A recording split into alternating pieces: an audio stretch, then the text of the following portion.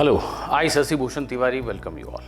आज के इस वीडियो में हम बात करेंगे कि मेरी एडवांस प्रॉब्लम बुक्स को कैसे यूज़ करना है, क्यों यूज़ करना है और शायद कब यूज़ करना है। इन सारे टॉपिक्स पे बेहद सरल भाषा में जवाब देने की कोशिश करूंगा, क्योंकि आप मुझसे लगातार पूछते रहते हैं। सबसे पहला सवाल है, क्यों यूज़ करना है। The pair of books are excellent collection of physics problems and all the problems are relevant for JEE exam, in particular JEE advanced exam। तो बट नेचुरल है कि इसको पढ़ना चाहिए। Problems are non repetitive. Each and every problem, almost each and every problem will teach you something. What else do you want from a problem book? That's why you should be doing this book. And one more thing, this book has 3 levels of problem in each chapter: level 1, level 2, level 3. And level 1 problems are very much in sequence in which a traditional book or a teacher teaches you. जिस तरह से किसी भी आप एक traditional book में या teacher की क्लास अटेंड करके जिस सीक्वेंस में सीखते हैं, ऑलमोस्ट उसी सीक्वेंस में लेवल 1 के सारे क्वेश्चंस हैं। And level 1 questions, doing level 1 question, solving level 1 question ensures that you have completed your JEE syllabus, JEE advanced syllabus. Yes, just by doing all level 1 questions, you can assure yourself कि आपको JEE के syllabus के हर चीज की बारीक जानकारी है। Yes, I am making this statement and it is the truth. How to use this book? I think I have already answered that, isn't it? Just by doing level 1, you are assured of completing the syllabus in a genuine way. So, how to use the book? Start solving the problems. The first step should be to do level 1 problem from all the chapters. When to use this book? Now, from today. I am moving from 10 to 11, so what? I am moving from 11 to 12, so what? Start from now onwards, today itself. If not primary, then this must be your second book for learning physics. I'm not putting it into primary book bracket because it does not have theory. Primary book आप मेरे personal teacher series को refer कीजिए, उसको इसके साथ pair up कीजिए, फिर मजा लीजिए। तो एक बुक होनी चाहिए जिसमें थ्योरी है, सॉल्व्ड एग्जांपल्स हैं, कुछ सिंपल से क्वेश्चंस हैं, and then straight away you move to this book, at least level 1। आप किसी भी क्लास में हो, जिस स्टेट में भी अभी हो, इस बुक को करना है। क्यों करना है, क्या फ़ायदा है इस बुक को करने का, इसको थोड़ा और समझाने की कोशिश करता हूँ कुछ एग्जाम्पल्स के थ्रू। मैंने Newton's laws of motion chapter के कुछ इनिशियल क्वेश्चंस के स्नैपशॉट लिए हैं। ये चैप्टर इसलिए चुना है कि एक प्राइमरी चैप्टर है और आप में से ज़्यादातर लोग इसको भली भांति समझते हैं। एक ही जैसे बहुत सारे रिपीटेटिव क्वेश्चन करते रहने से आप कुछ नया सीखते हैं क्या? नहीं। इस बुक में लेस नंबर ऑफ प्रॉब्लम्स को थोड़ा ज़्यादा फोकस के साथ करने से आप बहुत कुछ सीखते हैं। जैसे ये पहला क्वेश्चन है Newton's law of motion chapter का। पहली चीज़, ये क्वेश्चन आपसे कहता है कि अगर आपने वेक्टर्स नहीं पढ़ा और न्यूटन्स लॉ सॉल्व करने आ गए तो वापस जाओ, पहले वेक्टर पढ़ के आओ। दूसरी बात, ये क्वेश्चन लॉजिकल है। अगर आप इसको प्राइमरी बुक मान के चल रहे हैं, मतलब एक प्राइमरी बुक के बाद सेकेंडरी बुक, जो भी बोलिए, आपके नियर कॉम्पेनियन में आप इसको मान के चल रहे हैं, या आपका एक बेसिक मटेरियल है ऐसा मान के चल रहे हैं, तो आप अगर 10th से 11th में जा रहे हैं और आपने Newton's law of motion chapter पढ़ा, सपोज पर्सनल टीचर सीरीज से कुछ क्वेश्चन बनाए, और उसके बाद ये क्वेश्चन आपके सामने आ गया। इस क्वेश्चन में ऐसा कुछ भी नहीं है जो आपने नहीं पढ़ा है, पर इस क्वेश्चन को सॉल्व करने के लिए कुछ तो लॉजिकल थिंकिंग की जरूरत है। तो ये क्वेश्चन मजबूर करता है आपको सोचने के लिए। थोड़ा तो सोचिए, बस वो काम करना है, आपको सोचना है। बिल्कुल नहीं सोच पा रहे हैं, सोल्यूशन है, एग्जॉस्टिव सोल्यूशन है, उसको देख के हिंट लीजिए, जैसे ही क्लिक करेगा कि अच्छा ये बात है, आपको मजा आएगा, आप 2 बातें सीख जाएंगे। पहले ही क्वेश्चन में आप 2 बातें सीख गए। इसकी जगह मैं आपसे पहला क्वेश्चन ये भी पूछ सकता था कि फोर्स 50 न्यूटन है, मास 10 केजी एक बॉडी का, बताओ उसका एक्सेलरेशन क्या है। आपको लगता आपने बना लिया, पर आप सीखे क्या?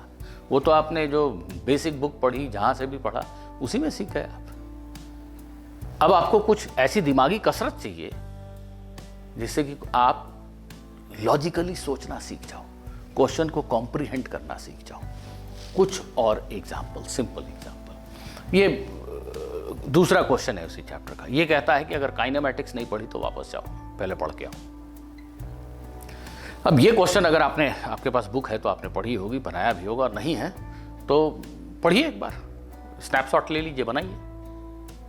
आप देखेंगे इस क्वेश्चन में भी क्या कहा गया है, इसकी बनावट ऐसी है, उसको समझने में आपको थोड़ा समय लगा, और जब समझ में आया तो आपको बहुत मजा आया। आप फिर से एक नई बात सीख गए कि इस स्टेटमेंट को हमें ऐसे कॉम्प्रिहेंड करना चाहिए। एंड मोर ओवर 7-8 लाइन का क्वेश्चन है, तो that is the way they ask question in JEE advanced. तो आपको एक क्वेश्चन को पढ़ के समझना सीखना शुरू करना है ना, इस बुक से शुरू कीजिए। क्यों किसी दूसरे बुक को? क्यों इसको पहले ये कर लेता हूं, फिर ये कर लेता हूं, फिर ये करूंगा? क्यों? Why not from day 1? अरे डे 1 से बनाइए भाई। इसमें सारे क्वेश्चन वही हैं जो जेईई के सिलेबस में है, क्यों नहीं बनाएंगे आप डे 1 से? This is not Krotov, this is not Irodov. This book has all questions well within JEE syllabus. You are supposed to learn all these things. Start from day 1. Where is the problem? चलिए इसको 1 minute skip मारते हैं। एक simple सा question कि शायद ही कोई बच्चा ऐसा है जो क्लास में ऐसे क्वेश्चन नहीं पढ़ता। ये 2 ब्लॉक या 3 ब्लॉक कनेक्ट कर दिया, इसको F4 से खींच दिया, यहाँ टेंशन निकालो, यहाँ टेंशन निकालो। एकदम सिंपल क्वेश्चन है, इसी पे बेस्ड है, लेकिन फिर भी आपको थोड़ा पढ़ के समझना पड़ता है बोला क्या। और इस क्वेश्चन को आपने अगर किसी तरीके से कर लिया था, या आपके टीचर ने ऐसा पढ़ा दिया था कि ठीक है कुछ इक्वेशंस लिख के कुछ सिंप्लीफाई करने से आंसर आ जाता है, तो आप इस क्वेश्चन को नहीं कर पाएंगे। अगर आपने अंदर से नहीं समझा कि इधर से इधर जाने पे टेंशन क्यों कम हो रहा है, कैसे कम हो रहा है, उसको भावना को पकड़ा नहीं है, तो आपके लिए क्वेश्चन तो फिर उलझन भरा हो जाएगा। आप इक्वेशंस लिखेंगे और उसको सॉल्व करने में परेशान हो जाएंगे, या काफी लंबा लिखेंगे, जबकि ये जिसको समझ है, जिसको इसकी परख है, जिसको मान लीजिए शशि भूषण तिवारी ने पढ़ाया है, तो वो तो इसको देख के simple this by this answer लिख देगा। उसको फील है कि ये क्वेश्चन में क्या पूछा गया और कैसे करना है। तो it is not at all a tough question if you have been taught in right way. अगर आप सही तरीके से सीखे हो तो टफ तो है ही नहीं, एक झलक में ऑब्जेक्टिव क्वेश्चन है, आप 2 मिनट में कर दो। अब उसी चैप्टर में अगला क्वेश्चन ये आता है, फिर से कनेक्टेड बॉडीज पढ़ाने के बाद आमतौर पे टीचर आपको ऐसे सवाल पढ़ाते हैं कि भाई ये फोर्स लगाया, बताओ इसका एक्सेलरेशन बताओ, इन दोनों के बीच का फोर्स बताओ, this and that. Same question को एकदम स्लाइट ट्विस्ट कैसे कर सकते हैं? इस काट का मास, आपको ये महसूस करना है कि ये सिस्टम में 1 2 3 4 और ये काट, ये सामने ही रखा हुआ ऑब्जेक्ट है। इसको पढ़ने के बाद जब तक आप इस बात को महसूस न कर पाए कि ये 5 ब्लॉक एक के बाद एक रखे हैं और ऐसे फोर्स लगाया जा रहा है, यही क्वेश्चन है, तो फिर आप कहां कुछ सीखे। इसको किसी तरीके से इक्वेशन लिख के कुछ करके आंसर बता दें, पहुंचा दें आपको, और आप सोचे कि इसको याद कर लेते हैं, इंपॉर्टेंट लग रहा है, नहीं। इसको महसूस करना होगा, और इस बुक को आप बनेगा ही नहीं आपसे अगर आप उस बात को महसूस नहीं करेंगे। तो यही इस बुक का मजा है। जैसे ही आप उसको महसूस करेंगे, इसके मर्म को समझेंगे, इस क्वेश्चन को, पट से ये क्वेश्चन बन जाएगा और आपको लगेगा हाँ ठीक है। अगर आपसे ये क्वेश्चन बन गया मतलब आप इस तरह के क्वेश्चन के मर्म को समझते हैं। फिर 2 ब्लॉक आए, 3 ब्लॉक आए, आपको जरा भी घबराहट नहीं होगी, बीच में फ्रिक्शन भी आ जाए तो भी आप आंसर निकाल दो। तो ऐसे 3 4 5 क्वेश्चन करने की बजाय यही एक क्वेश्चन में थोड़ा समय स्पेंड करके मजा भी लो कि समझ में आया, और ये सब हमेशा के लिए आसान हो जाए, ऐसा क्यों ना करें। तो डे 1 से इस क्वेश्चन को बनाइए, क्यों नहीं बनाएंगे आप।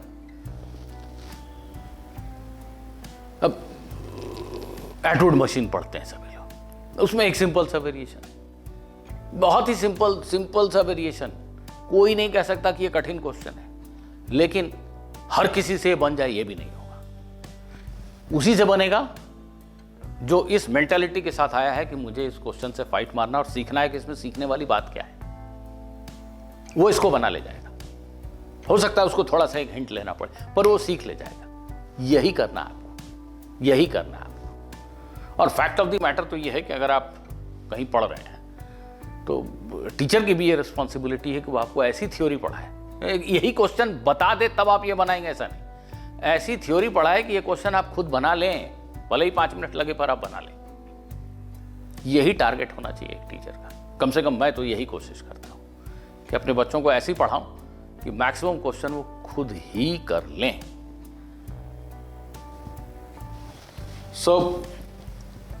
अब ये क्वेश्चन फिर से मैं क्यों एग्जांपल ले रहा हूं, मैं आपको ये दर्शाने की, सब लेवल 1 के क्वेश्चन है, सब अभी हम 9वें 10वें क्वेश्चन नहीं है। सभी ने ये क्वेश्चन किया है, सभी ने ये क्वेश्चन किया है कि ये एटवुड मशीन है, बताओ यहाँ टेंशन कितना है। सभी बता देंगे, शायद सबको याद होगा तोते जैसा। पर इस क्वेश्चन को पढ़ के इन दोनों में कोई कनेक्शन दिखता है क्या?